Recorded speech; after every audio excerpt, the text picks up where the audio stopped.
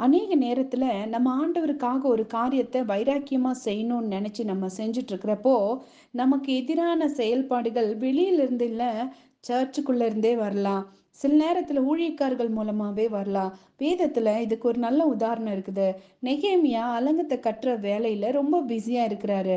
ஆனா அந்த நேரத்துல சர்ச்சில் இருக்கிற செமாயா அப்படிங்கிற ஒரு தீர்க்கதரிசி பொய் தீர்க்க தரிசனம் சொல்லி தொபியா சன்பலாத்தி அப்படிங்கிறவங்க நெகேமியாவுக்கு விரோதமா லெட்டர் அனுப்பிட்டு இருக்கிறப்போ, இந்த ஆள் போய் சொல்றான், நம்ம 2 பேரும் சர்ச்சுக்குள்ள ஒளிஞ்சுக்கலாம், நீ வந்துரு அப்படின்னு சொல்லி பொய்யா தீர்க்க தரிசனம் சொல்றான்.